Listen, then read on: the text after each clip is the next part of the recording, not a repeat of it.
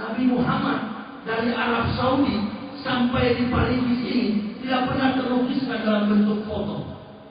Rentang waktu antara Rasulullah dengan Nabi Isa 576 tahun Isa keluar lahir. 6 sebelum Masehi, Rasulullah lahir pada tanggal 20 April 571 atau dalam tahun Islam disebut dengan 12 Rabiul Awal. Ada kebohongan besar dalam cerita sejarah ini. Mengapa? Nabi Muhammad tidak ada fotonya, karena beliau hidup di zaman yang belum ada tukang foto. Kok Nabi Isa yang 576 tahun ada fotonya? Ini putar balik dari mana?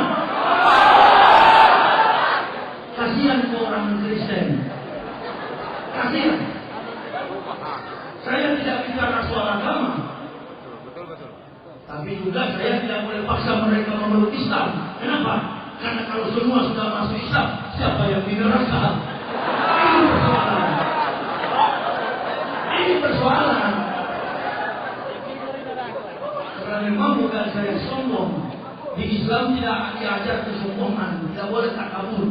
Tapi kalau semua pendeta kelas di Indonesia, lompatan logika saya 200 kali lipat kalau mereka mampu.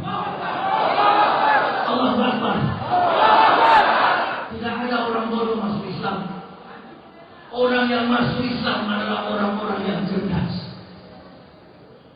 Orang yang masuk Islam adalah orang-orang yang diberi petunjuk pikiran dan hatinya sudah dibersihkan oleh Allah Subhanahu wa Ta'ala. Itu Allah Subhanahu wa Ta'ala, itu Tuhannya Nabi Isa. Jadi tidak mungkin Nabi Isa jadi Tuhan. Saudara tanya sama mimbar ini, mimbar, siapa yang bikin ente? Mimbar raja nyaut, yang bikin saya adalah carpenter, tukang kayu. Panggil tukang kayu yang buat mimbar ini, masih itu dia sudah meninggal. Sudah almarhum yang buat mimbar ini. Insya Allah masih itu. Besok pagi tanya sama dia, Soib, waktu antum bangun bikin ini mimbar di masjid, pernah nggak dalam 1 detik saja ente jadi mimbar? Tidak bisa. Tidak bisa. Kenapa? Karena mimbar ini eksistensinya kayu, dan carpenter tukang kayu itu eksistensinya, keberadaannya adalah manusia. Tukang kayu adalah ciptaan, dan mimbar adalah tukang kayu adalah pencipta, dan mimbar adalah ciptaan. The creator is not creatures. Pencipta bukanlah ciptaan, dan ciptaan sebaliknya. Lainus bukanlah pencipta. Begitu kira-kira. Jadi Nabi Isa yang datang ke dunia itu membawa Injil. Dia membawa kitab. Lalu umat Islam dan Kristen di Indonesia mengatakan, Injil adalah kitab suci orang Kristen. Orang Kristen punya kitab bukan Injil. Orang Kristen punya kitab berisikan dongeng tambah tahyul sama dengan omong kosong.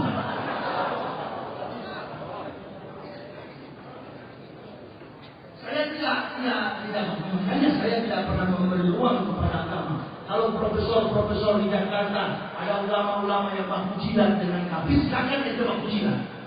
Tapi saya tidak. Saya tidak single fighter. Saya keliling Indonesia.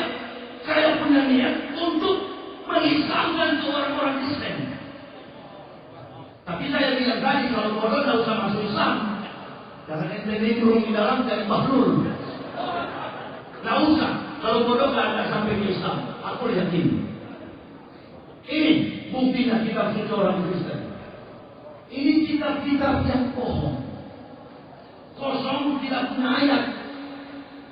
Tetapi sekarang yang kosong-kosong ini sudah ada ayat, tapi pakai kode tutup dan buka turun. Itu namanya ayat-ayat palsu. Bukan ayat-ayat cinta. Kasihan orang Kristen. Kasihan. Mulai dari pendetanya sampai kepada jemaat-jemaatnya. Kalau jemaatnya masuk neraka, apalagi pendetanya. Dan saya bukan hanya bilang dalam ceramah. Di buku saya ada surga bagi Islam dan neraka bagi Kristen. Ada dua alternatif yang orang Kristen yakini. Kalau nggak senang sama saya, negara kita negara hukum, tuntut secara hukum. Saya sudah siap. Jangankan eksekusi tembak mati, tenggelam sepanjang di depan saya tidak akan mundur.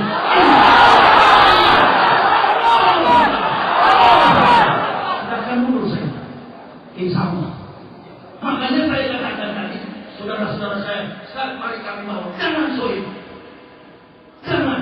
Saya sudah menggadaikan diri saya ini untuk Islam. Jangan. Biarkan saya berjuang. Supaya kekuatan kebesaran Allah Subhanahu wa ta'ala nyata dalam kebenaran yang saya mau. Biarkan saya. Doanya sudah cukup. Ente mau bikin apa kalau doa seluruh 210 juta jiwa jamaah mengangkat tangan. Ya Allah, Ya Rabb, lindungilah Muhammad Yahya yang mantan kafir itu. Dia membawa kebenaran agamamu dengan tidak ada rekayasa kecuali oleh kekuatan kebenaran Al-Quran. Lindungi dia ya. Masih sehat-sehat, masih sehat sampai sekarang. Waktu di pendeta sedikit-sedikit sakit. Saya ini orang Manado. Bagaimana tidak mau sakit? Semua makanan saya ajar. Pokoknya hewan kaki satu saya tembak. Hewan kaki dua saya malingkan makan habis. Hewan kaki tiga, hewan kaki empat, tinggal kaki lima kerja saya makan. Tidak kebanyakin. Banyakin pasti. Burung besar, majalah lobeng, lemas, banyak daging pita. Oh memang betul. Yang makan batu itu di dalam perutnya banyak daging pita, lemas. Tetapi ketika saya masih sama Allah, tidak ada penyakit sama sekali. Bahkan saya pernah berhenti berdakwah, kaki saya bengkak. Kenapa? Karena Allah mengharuskan saya untuk berjuang. Hingga mati di jalan Allah. Tidak ada yang berani ceramah begini. Bukan saya artis. Saya ini adalah penceramah ulama. Saya jalan dari Jakarta dengan mobil pribadi keliling Indonesia. Bukan naik pesawat. Bukan. Dan tidak ada target-target pakai amplop. Tidak ada. Tidak ada dalam kamus Muhammad Yahya ceramah seperti itu. Itu waktu di pendeta. Di Kristen begitu.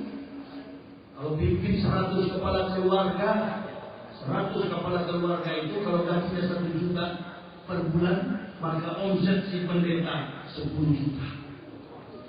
Karena bayar per 10, nggak bayar diminta. Yesus kutuk ente. Takut, terpaksa bayar. Ini yang namanya tadi apa? Mau bicara apa saya? Ramadan sudah lewat, Idul Fitri sudah kita jalankan, sudah menjadi manusia yang fitrah. Apalagi punya argumen apa saja? Saya bukan ustaz sholat, bukan ustaz tentang Ramadan, bukan ustaz tentang hadis, bukan. Saya adalah orang yang ditempatkan Allah untuk membongkar kebohongan kafir. Itu tugas saya. Tidak boleh saya sok dakwaan ini jamaah harus sholat dengan baik, tidak boleh. Ente cuma bekas kafir, lalu Allah beri nikmat masuk Islam. Tidak usah gitu umat Islam. Orang Islam tanpa juru selamat pasti selamat. Orang Kristen walaupun ada juru selamat tetap neraka.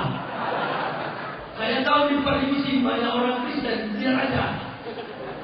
Ini kan dakwah. Kalau hanya orang berimus dikasih bodrek satu butir sembuh. Tapi kalau komplikasi jiwa maka dosisnya